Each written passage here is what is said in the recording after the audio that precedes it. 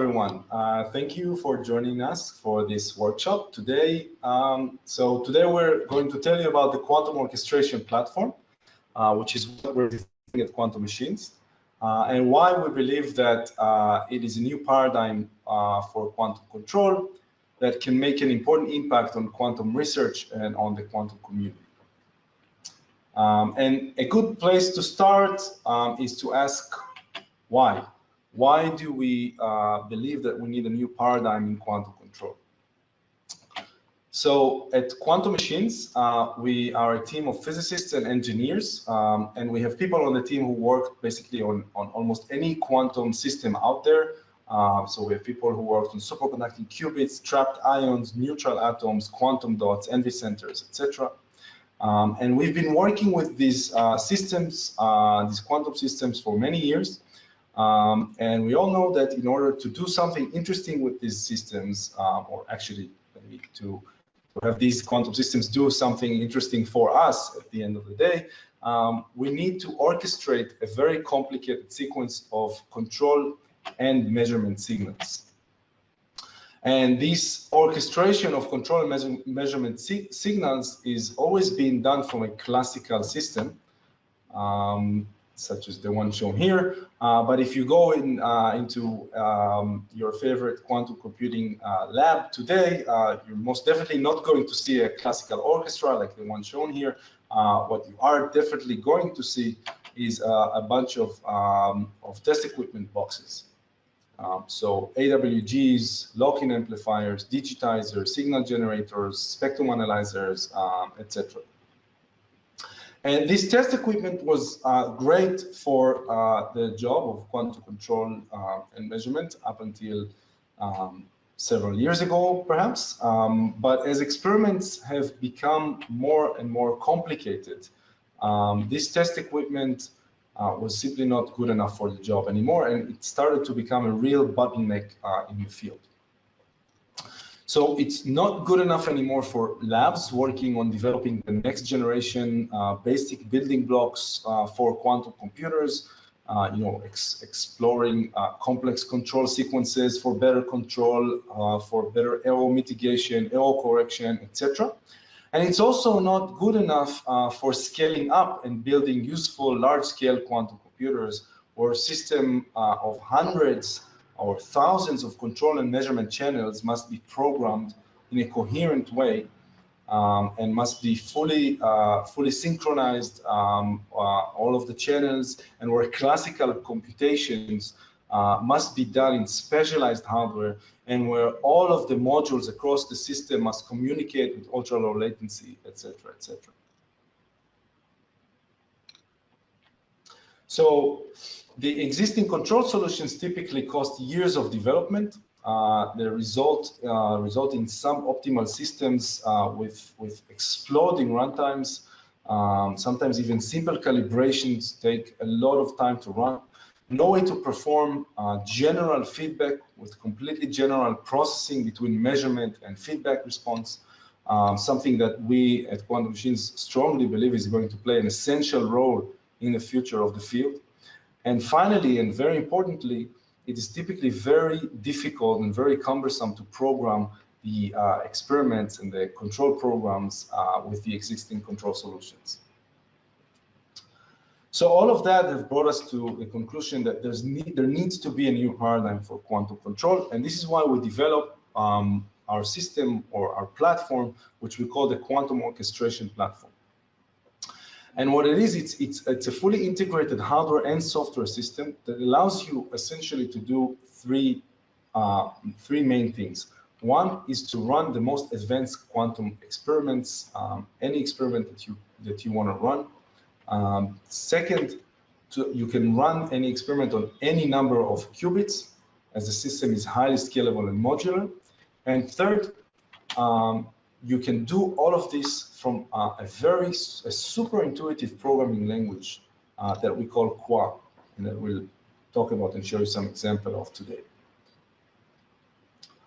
So run the most advanced experiments on any number of qubits from a super intuitive programming language. That sounds amazing, but how can something like this be done?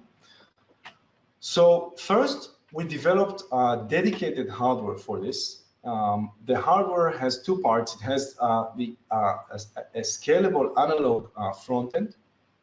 So it has many outputs and input channels for generating control waveforms and measuring signals coming back from the quantum processor, quantum system. And all the channels are fully synchronized with ultra low jitter and noise performance. And moreover, many modules of the system can be connected and be synchronized, so you can scale this up.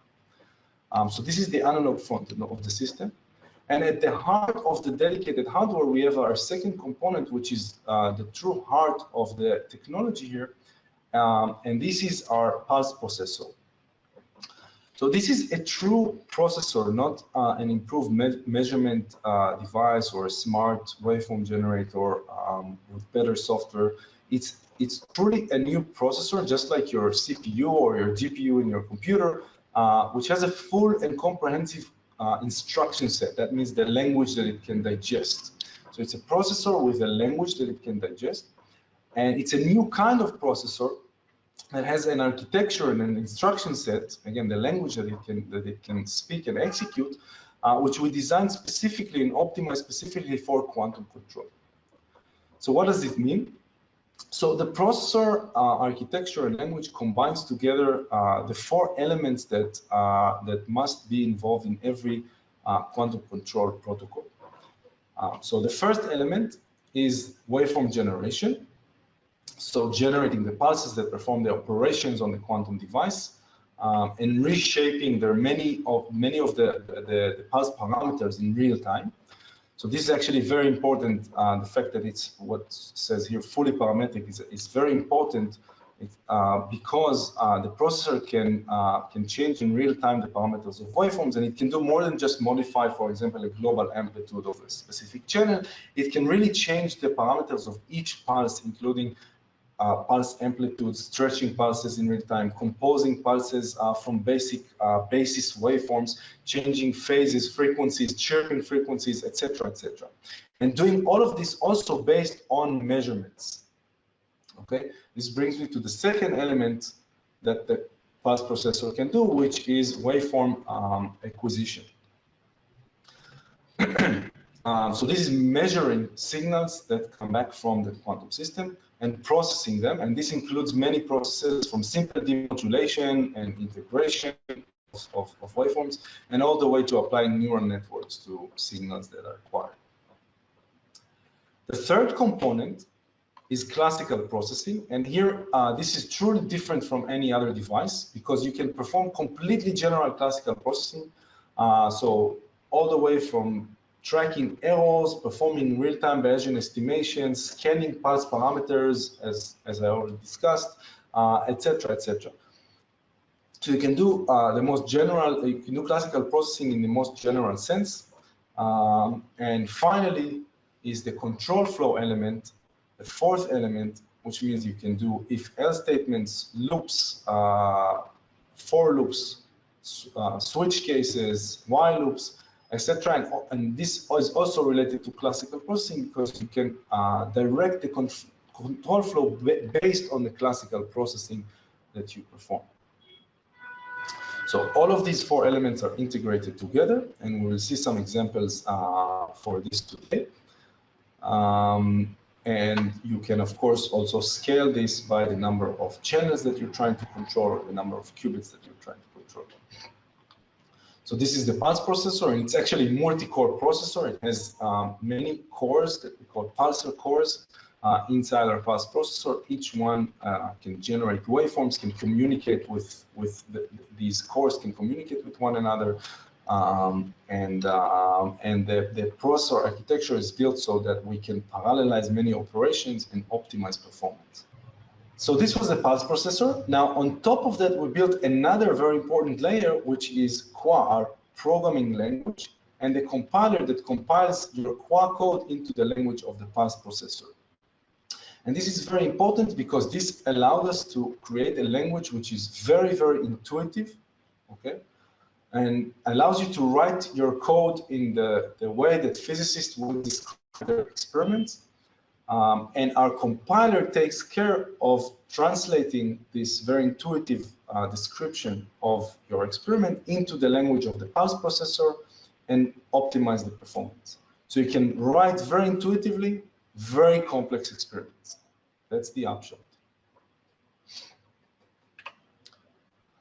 All right, cool. So this is how it looks like. This is how it works. You have your quantum device in your system. Maybe you have a superconducting chip in your dilution refrigerator, or a bunch of trapped ions in your vacuum chamber, or tweezer array lattice with neutral atoms.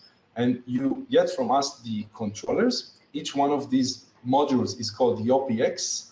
That's our basic module. Each one of these modules has the analog front end that I mentioned and the pulse processor. And as you can see, you can connect many such OPXs, and they behave as a single controller. They behave as a single unit with a single analog front end, and all the pulse processors here communicate with one another and basically behave as a single pulse processor. And then we connect that to the server layer, where we have our software components, and then everyone from the client that's connected to the server can connect to the server and run quantum programs on their setup. Okay, so Gal is going to show you some very interesting examples of quantum error correction and randomized benchmarking, and some interesting and cool physics that demonstrates the power of this platform. I just wanted to give you a very brief overview on how it looks like and how the basic elements of the language look like. So when you start working with a device like this, you first define your setup. You define what we call your quantum machine. So here, for example, we have QM1, QM2, and QM3.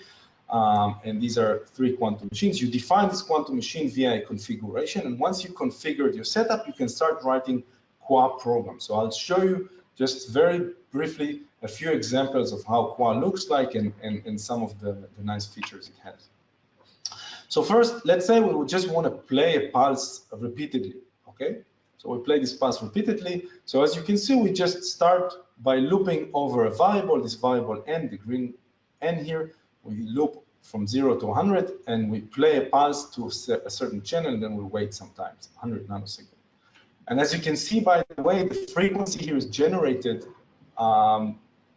actually in the pulse processor. So this entire program, it's important to say, is run by the pulse processor from the OPX. It's not that we write this program and it generates waveforms and then load them into a waveform memory like you would do with an arbitrary waveform generator, for example.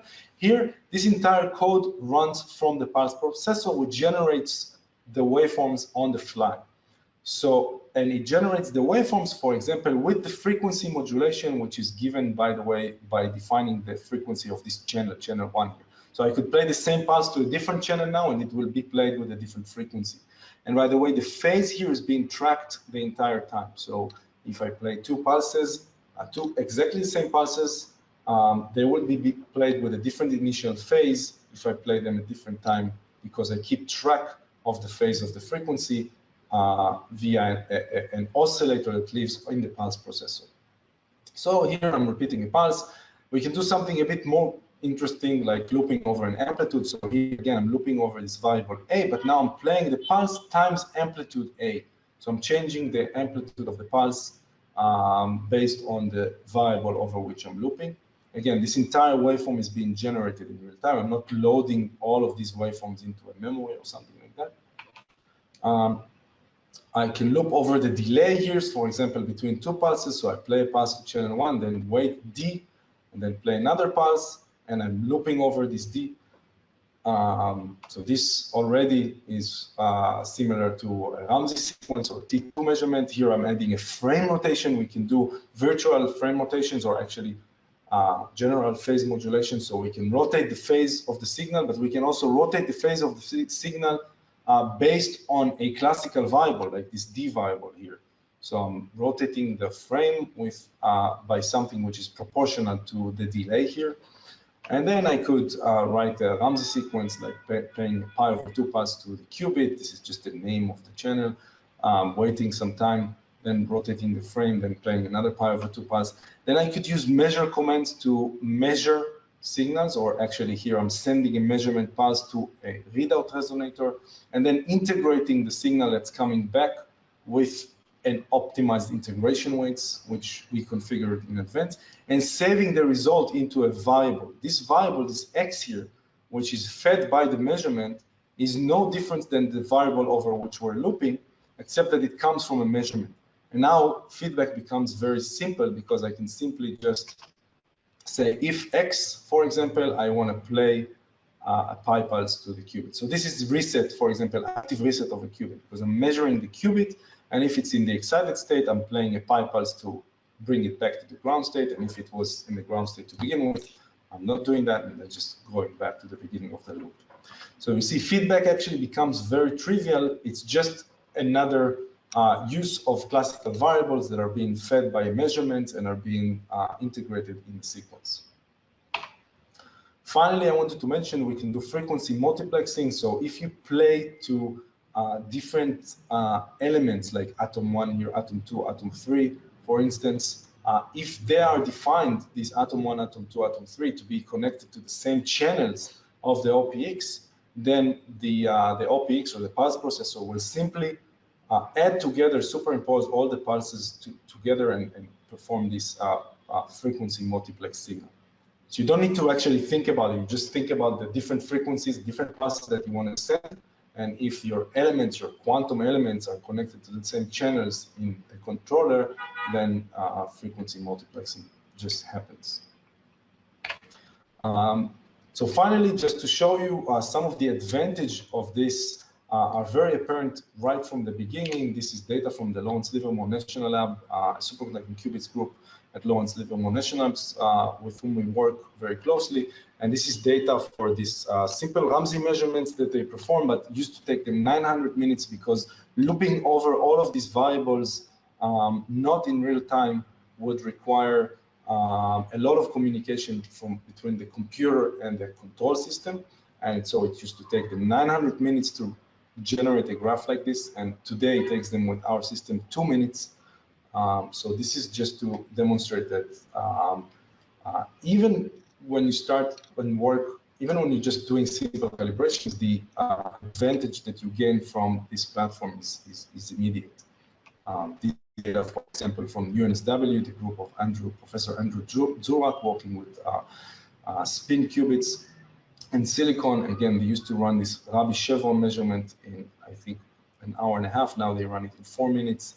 And here they actually also used feedback in order to stabilize the current of the voltage on the SET gate, so to actually get better results. And so both feedback and speedups are something that you see very quickly with the system.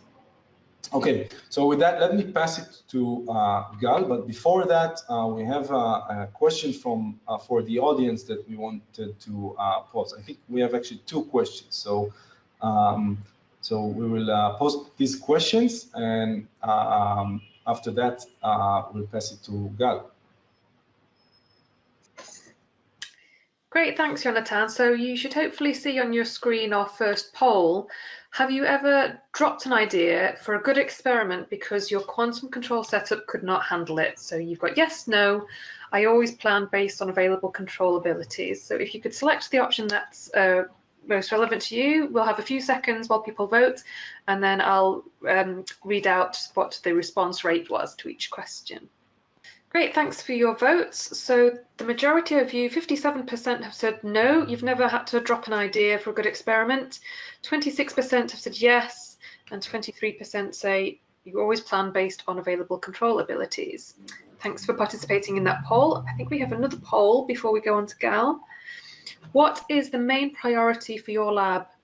Developing better qubits, developing larger scale systems, or running complex sequences such as active feedback? So we'll have a few more seconds for you to select your answers, and we'll move on to Gal. Great, thank you again for your votes. So 42% have said their priority is developing better qubits, 39% running complex sequences, and 32% developing larger scale systems. So thank you very much for participating in those 2 polls. And I think, Gal, it's now over to you. So thank you, everyone. Thank you to Jonathan. I'm going to pick up from where Jonathan left off, but repeat some of the things that he has already said. So we'll start with basic qua, and then we'll dive deep into 2 cool examples. So before anything else, I'll just quickly introduce myself. My name is Gal. I did my PhD at the Weizmann Institute working on cold Rydberg atoms. And I was the first student of the lab, so I got to play with all the basic dirty stuff from mechanical engineering to FPGA-based control and everything in between. And today I lead the libraries team at QM. We build tools around qua and write interesting quantum control programs in it. And we do this both to support our customers, but also to push the boundaries of what the language can do. The examples we will see show different aspects of where qua shines. First example is the ever-useful characterization experiment called randomized benchmarking. And the second example is a basic error detection and correction protocol. So even if you forgot what Jonathan showed you a few minutes ago, and even if you wandered into this talk a few minutes late, I know this audience already knows qua. Here's a simple bit of qua code. Just look at it for a second. There are a couple of for loops and a place statement, which seems to place some x over 2 to the qubit, a delay, which is scanned with the inner for loop variable, and then another x over 2. So just by inspection, we already know that this is the Ramsey sequence. The outer for loop is just for averaging. So it's really quite nice, and the language retains this level of simplicity without compromise on being very powerful. So what are the key features of qua? We can see these with another bit of code. This time it's a T1 characterization experiment, which also includes an active reset stage. The place statement is a pi pulse, which was calibrated at some previous stage. Its amplitude is stretched by a variable var, and this can indeed be a real-time variable. So this shows qua's ability to calculate the waveform on the fly. The qubit is then measured after a variable delay. And after the measurement, we have this assign command, which is like our equals sign. It has a logic comparison in it that compares the result of the measurement to a threshold and stores the Boolean result in the variable state. And after that, we want to do this. We want to do this active reset. Active reset means we want to make sure that the qubit ends up at the ground state when the current loop iteration is over. So we have a while loop that plays a pi pulse, measures the qubit, and repeats this for as long as we measure the qubit at the excited state, because as I said, we want to end up at the ground state. So to recap, qua is a compiled language that runs in real time in hardware. It's a pulse level language which synthesizes the signals again at real time. It supports classic computations like this logical comparison, and it has full feedback support. So now that we have the basics out of the way, we can dive deep into the 2 examples I mentioned before, the first of which being randomized benchmarking. So what makes randomized benchmarking interesting? Well, it's a common way to characterize quantum gates, and it gives you a single figure of merit telling you, on average, how good all your gates are. Now, is that a good idea to perform RB? It's not amazing because the errors in one gate are not necessarily related to the errors in a different gate. But so why do people do it? And people do it because it's relatively simple to understand, and not necessarily so simple to implement. And sometimes you just have to do your best.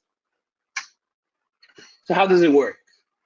You start at the ground state, and then you do the following. You select a Clifford operation at random.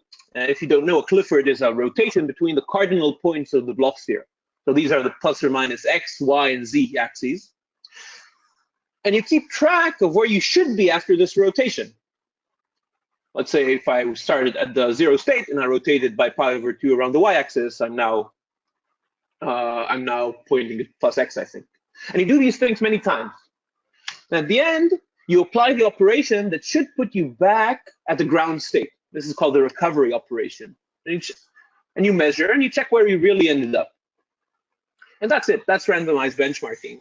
So what's hard about implementing it? And there are 2 main difficult bits in building an RB protocol. And the first one is that you need to randomize the operations.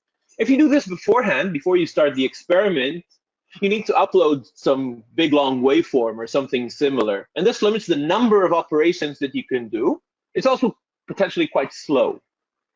But if you overcame the first hurdle and you are able to randomize the operations at real time, the second difficulty comes from the fact that you need to keep track of where you expect to be on the block sphere, and then calculate the required recovery operations. So let's see how Qua tackles both these hurdles. So let's look inside of the for loops. And there's only 3 steps that we need to consider. The first step is to calculate the random circuit. And this is done with this macro, generate sequence. And we will read the code for that in a minute. The macro returns both the sequence and the recovery operation that is saved in this inv-gate variable. The second step is to add the recovery operation to the sequence that we want to play. Note how Qua also has support for real-time vectors, not just variables. And here we append the inverse operation to the vector list of operations. And the third step is to actually play the sequence. And this is also done with some user-defined macro play sequence. And that's it. So let's dive in and see how we generated the circuit. So to do this, we pick a random number, and this random number is generated by the FPGA at real time. It's not a Python random number generator that ran ahead of time. This actually runs as the code is running. You then do the tracking stage, and you do this with a nifty little trick called a Cayley table. This is a table representing all the permutations in the Clifford group, and we save it to the FPGA memory. We can discuss what the Clifford table is a bit more later if you'd like, but it is a fully on FPGA stage. It's not anything that has to be done before. This is real time. At the end of it, we have the current expected position on the block sphere, which is what we need. We then update the list of operations in our sequence. Again, I remind you that this assign operator is like the equal sign. So we store a step inside of the vector, the sequence vector. And we eventually calculate the inverse gate and return both these values, the sequence and the inverse gate. And that's it. That's how easy RB, randomized burden benchmarking, is to write in Qua. So what did RB teach us about Qua? Well, we saw that we can write user-defined macros to write Qua. User-defined macros is writing Qua using Python functionality, and it's referred to as metaprogramming. It's a very nice technique. We saw again that Qua has different looping constructs, such as for and while loops that run on the hardware. This is not beforehand. This is not running a for loop on your PC. It's running the for loop on the FPGA. Qua has a random number generator in hardware, but this is just a small example of the extensive real-time mathematics functions capabilities that Qua has. And of course, Qua has variables and vector support, and we saw how useful that can be. Okay, so from RB, let's move to our final example, which is error tracking and correction through a repetition code. In the long run, error correction is unavoidable. If you want to run a protocol involving many qubits, the expectation for an error occurring very quickly goes towards 1. So what do we want to do in order to do error correction? So we want to detect, track, and correct errors in the qubits. We need to account for different types of errors, but in this example, we will only correct the qubit flip errors for sigma x. And the key point is that to perform error correction, we need feedback, and the ability to feedback, meaning the ability to detect the error and play a pulse suitable to that syndrome. This feedback must be at low latency to be relevant. It must be quicker than the various physical timescales, and predominantly the rate of decoherence of your qubits. So this is the circuit we will implement for a repetition code error correction scheme. It has 3 data qubits, D0, 1, and 2, which are all prepared in the same state, and this is crucial, and 2 ancillary qubits, A0 and A1. The circuit entangles each pair of neighboring qubits with a different ancilla, and then measures the state. And this is in fact a parity measurement. It checks if the data qubits, each pair of data qubits, are in the same or different states. And if you know the parity of both pairs, you can quite simply figure out which of the 3 qubits need to be flipped for the error to be corrected. Now, the thing is, you don't want to apply the correction immediately. You can keep tracking this error on, and only correct when you really need the data qubits. And this is this era this arrow going back above the circuit. You can repeat this step many times and only correct when you really have to. Now the code this time is slightly longer than in the RB case, and you can see it scrolling Star Wars style across the screen, but it's still not complicated. Here's the first bit of code, the preparation stage. I chose to prepare all the qubits, data qubits, in the ground state, so I'm using an active reset procedure that we already saw before. We then entangle the qubits as described, as we see here in the circuit. And this section is implemented by these two C-phase macros, which in this hardware implementation implement a C-naught. And this implements the next two C-naughts. And you can see that this macro has a C-naught between D1 and A1, this line and that line, and the other has a C-naught between D2 and A1 as well. So far, so good, right? Now, here's maybe the difficult bit of the code, but it's still not so hard. So after this entangling stage, we have the measurement of the ancillas. In the circuit we saw before, the measurement came after the C-naughts. So we save the ancilla state in this variable. See, we have this measurement, and we save the ancilla state to the variable ancilla state 0 and 1. And this is done because we may want to repeat this whole thing multiple times before applying the correction. Recall, we're doing tracking. We then reset the ancillas in this section here for the next tracking step to work. Now we need to count the number of bit flips. If there was already a bit flip and now there's a second one, then the correct correction would be to do nothing.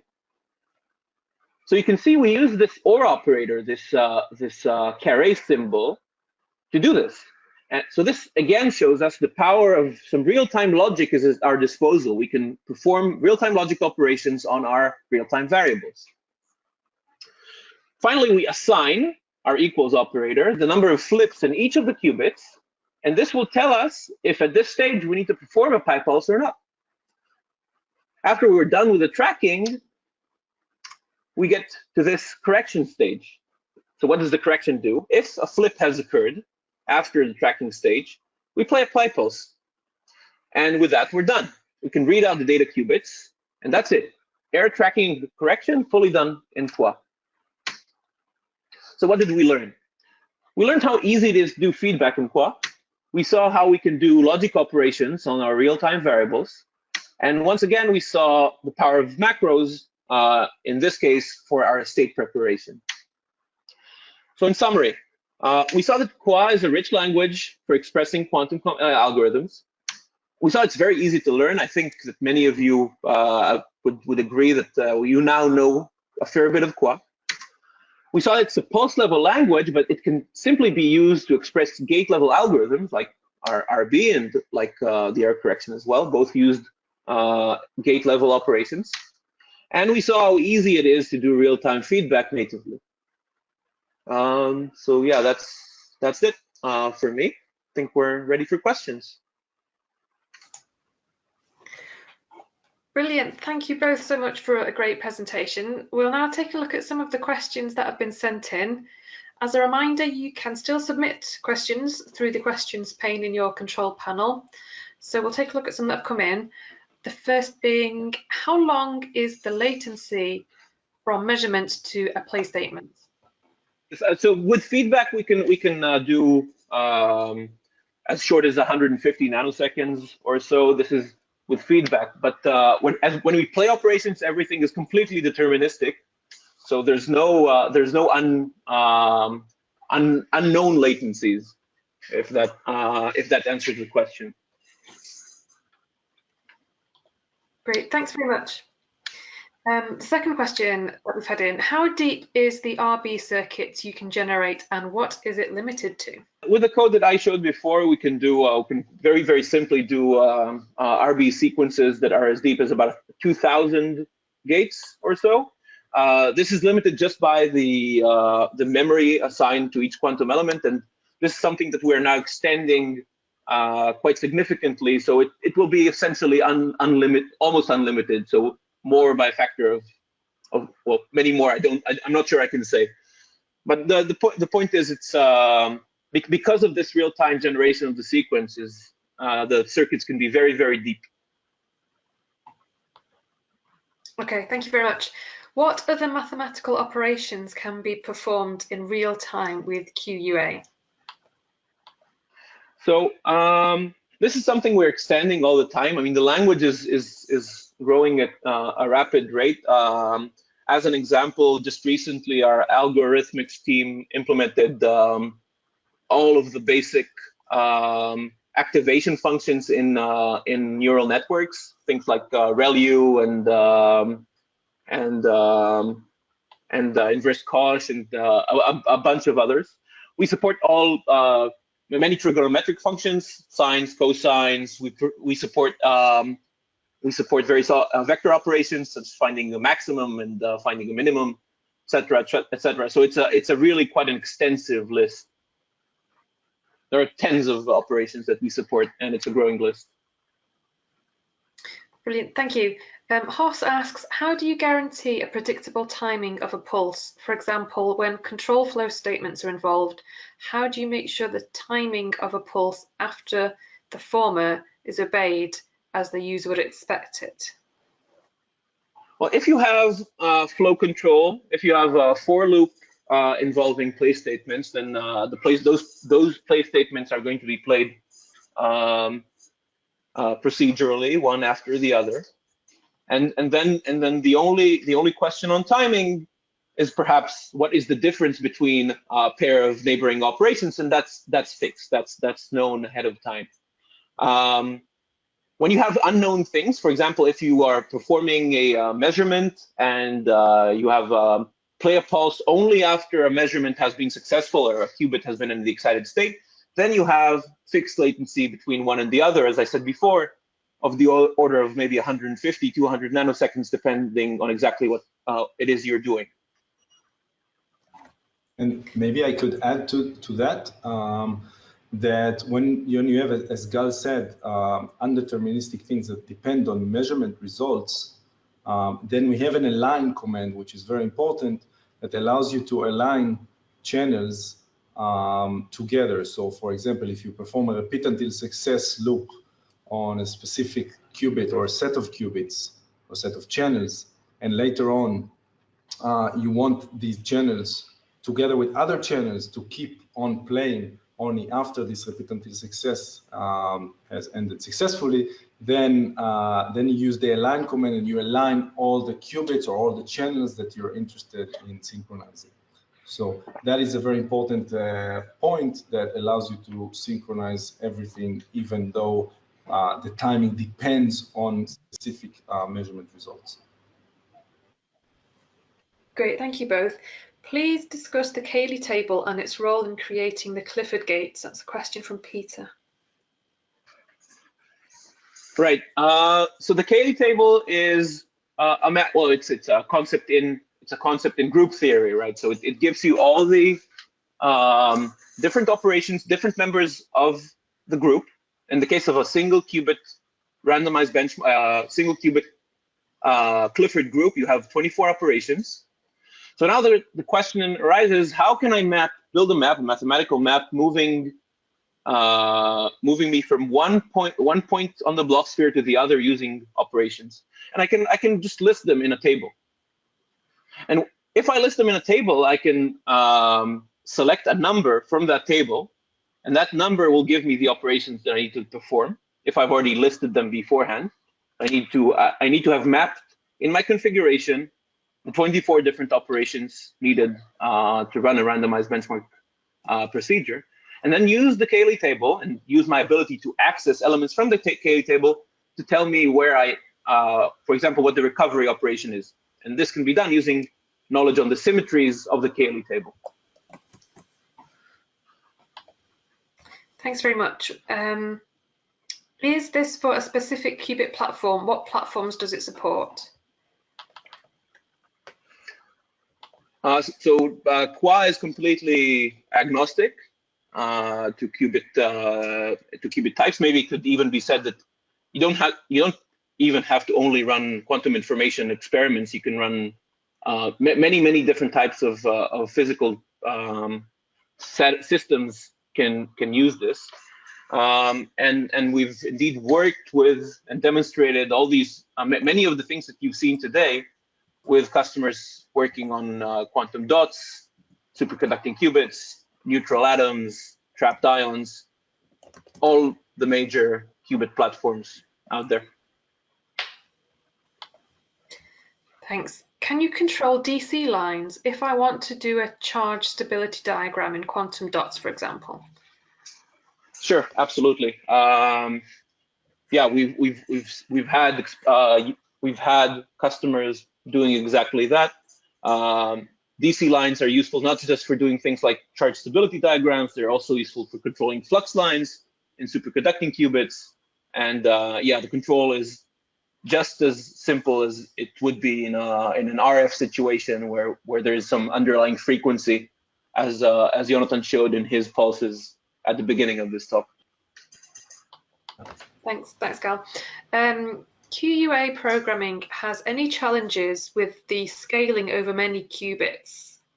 I'm hoping that question made sense to you. Yeah, maybe I can take that one also. Yeah. I mean, this one is, it's actually a very important question. I mean, so we've built QUA in order to be very scalable when you scale to a large number of qubits. So that's, you know, it actually gives you an advantage in sense of not just the hardware scalability, but also the software scalability. So you can, the entire thing is embedded in Python, which allows you to do meta programming and also generate QUA programs using tools that we've created, so that you can generate multi-qubit QUA programs very easily and in a scalable manner that doesn't require you to basically write more and more code. Thank you. Susan says, thank you for a detailed presentation. Is it possible to tunnel in the Cayley table? So maybe this is a kind of a question on noise, maybe, because this is not something that is within the scope of the Clifford group. The Clifford group is a well-defined set of maybe positions or operations. Actually, the thing that you're trying to characterize when you're running a randomized benchmark experiment is how far you deviate from where you would expect to be, right? Because the qubit doesn't really have to be only on the cardinal, what I called before, the cardinal points of the Bloch sphere. Really, it can be anywhere. But if you're deviating from the cardinal point, that means that there was an error, there was decoherence, and this is exactly what you're trying to characterize. Thank you very much. Our next question. We suppose that for larger systems, using the Cayley table to perform the inverse operation in RM can become impractical. Yeah, I mean, this is a comment about the size of memory, perhaps, and this is a perfectly valid point, because I said that the 1 qubit case has 24 operators, and then the 2 qubit case has, I think, 12,000, and the 3 qubit case has many millions. So this is a valid point, and doing multi-qubit randomized benchmarking is an active area of research, where if you have a good way to do it, when you have a good way to do it, you publish a paper. And yeah, I mean, we are working, and we have implemented multi-qubit RB. Doing it well and doing it at real time is challenging, but it can definitely be done. Great, thank you very much. Are you planning to make an adapter to QASM for the QUA? Yeah, that's a very good question as well. So QUA is now being open sourced, and we're building tools in order to allow QUA to be a compilation target to many higher level languages in the community. And we are going to make several translators from higher level languages in the field, languages that have been specified by some of the big players out there.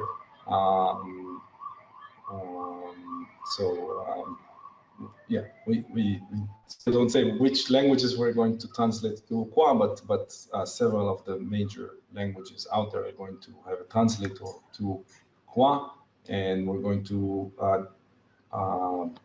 bring to the community also many tools that allow to create translators from any other language to Quark.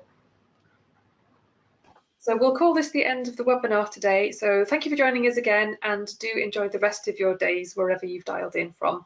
And thank you again to our speakers. Bye, everyone.